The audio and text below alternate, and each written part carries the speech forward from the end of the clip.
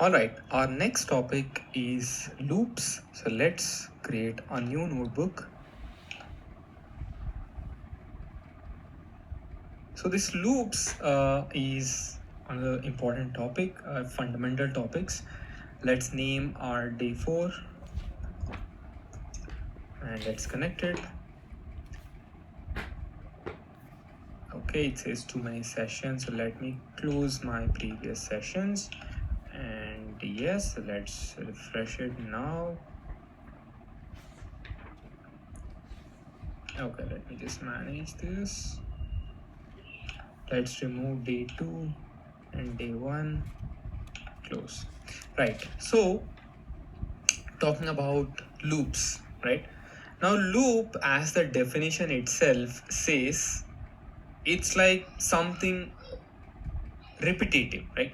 For example, you hear about why are you playing the same song in a loop, right? So, or play the song in a loop, right? Play the video in a loop, right? It's like a loop, right? So it's something that is happening again and again, right? So repeat action, that's nothing but a loop. So even in Python, you can also create those loops. So let's talk. I mean, before even going into these loops, we need to understand some words. Okay, so let's understand those words. Now we are talking about loops. So in Python, you have for loop, you have while loop. So here I'll talk about for loop. You can look about while loop as well. Mostly people use for loop, right? So for most of the things. So in similarly to if, else, elif, there is also for. So it is also a keyword in Python. You see the pink color that we saw even for if also, right? We saw this pink color for if. So for is a keyword, and you can also note down another keyword. It's called range, and range is more like a function. So function is nothing but, so later we will talk about functions as well in the next week. But range is also a function. So remember we did print. So print also had this brown color thing, right? So even range also has something like this. The good thing about Collab is if you just put your mouse pointer on this, it will tell you what is this print, all of this. If you put on this range, it will explain you the whole definitions as well. Okay, so you need to understand about for, you need to understand about this range. Do a control /, this will comment. So for is a keyword, range is also a keyword. So now let's talk about how to write a simple for loop in Python. So this range, so range is not in statistics, people, if you know a little bit about statistics, you might know about range. So range is like low to high. For example, range of 1 to 100, right? So range has a starting number, ending number, right? So range, so let's say you put range of 1 to 100. So it's called from 1 to 100, all the numbers. So what is the starting one? What is the ending one, right? So range always needs two things, start and end. Okay, so by default, start is equals to 0. So that means if you say a range of 10, that means it is nothing but 0 to 10. If you say range of 5, that means it is 0 to 5. Okay, otherwise if you specify, let's say 10 to 20, right? So here it's not 0, right? So it's here you specified starting is 10 and ending is 20. If you don't specify, then it will consider that as 0 to 20. So now for example, let's say I want to print numbers between 1 to 10 using a for loop. So let's see how do we do that. See, manually if you want to do, you do print of 1, okay, run it, then you do print of 2, then you run it. So you do it 10 times, right? Now instead of doing it 10 times, let us see how we can use for loop. Okay, for, so the way it works is for, then you have a variable, right? And we have something called in. I'll talk about in a bit as well, right? So this variable, let's say we call it I, right? For I in range of 1 to 10, you put a colon at the end of for, and then you do something. So let's say I'm printing this I. Okay, let me run this first and then I'll explain. You see the magic? It has printed all the numbers. Okay, so David, lots happening here, but what is this I, what is this in. Okay, range I understand, start to end, colon I understand, print I understand, but why did it print only 9 numbers? Yes, we'll unwrap each of them one by one. Okay, now what does this mean for, so here so in Python words it is called an iterator. So iterator is nothing but repeat, as I said, repeat, right? So here whatever you put does not matter. Let's say I put x and print x, it will still work.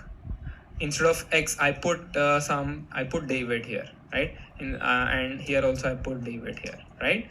So it does not matter. So this is more like a temporary thing. Okay, so for some iterator in range of this, print that iterator. That's all. That is how Python understands. Okay, so let's come back to I. So that is about I. Now in is like a English word, right? So in is also another keyword that we've learned today, right? So we learned about for, we learned about range. Now we're talking about in. So in is more like an English word, right? For iterator in numbers between 1 to 10, print that iterator. Okay, for I in, right? So if you don't put in, it will let's say you don't put in and you just run this, it will throw you an error. Okay, it will not work, right? So for I in range of 1 to 10, print this I. Okay, so this is clear. Now tell me why this printed only till 9. Now the problem with Python here is, inside range, if you put an end number, it only does some action till end minus 1. Very important note. Okay, so only it works till end minus 1. Now if I have to print it till 10, make a guess, what do we need? Exactly, you have to put 11, right? Now run this, it will print till 10. So that is Python way of understanding, right? So you have to put 11 to get 10. If you want 15, you have to put 16. So just plus one number. Okay, so it does end minus 1. Okay, if you want to print till 100 numbers, then you have to print 1 to 100. Okay, so David, can you also print 0? Yes, for 0 you don't have to specify anything. For I in range of 100, you just put this. You see 0 is also there. Quite amazing, isn't it? Right? Now for example, let us combine the one that we learned in the last lecture to this one. So let's say I want to combine both if and for, right?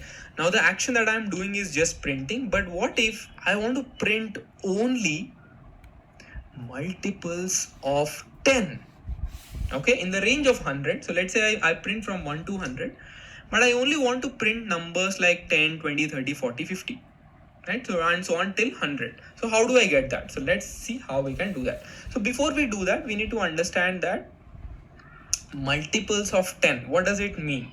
That means you have a number n, and when you divide that number with 10, you get a remainder of 0, isn't it? So that is what a multiple of 10 meaning, right?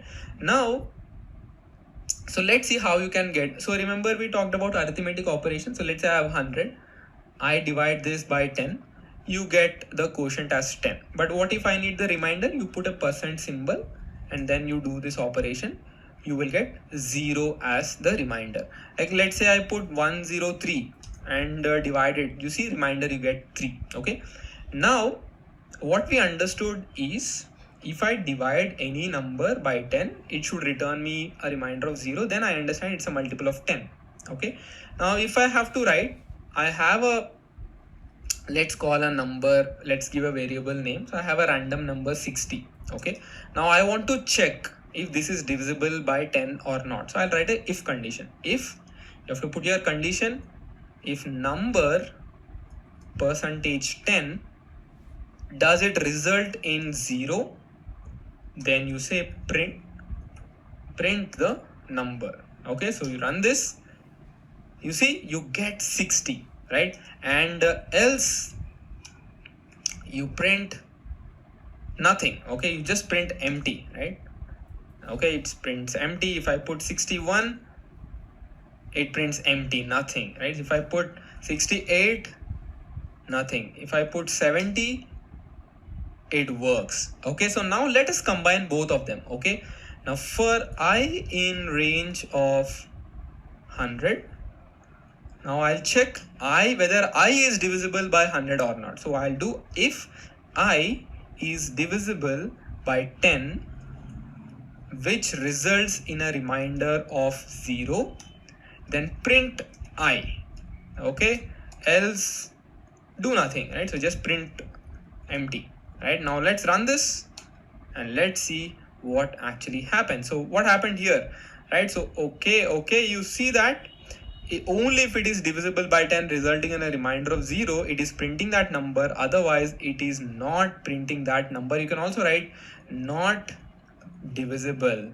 Okay, and let's run this. You can see it is not divisible but 40. Okay, isn't this amazing, right? In the print statements you can also combine your string and number as well. For example, what you can write is, you can say divisible and I, not divisible and I, right?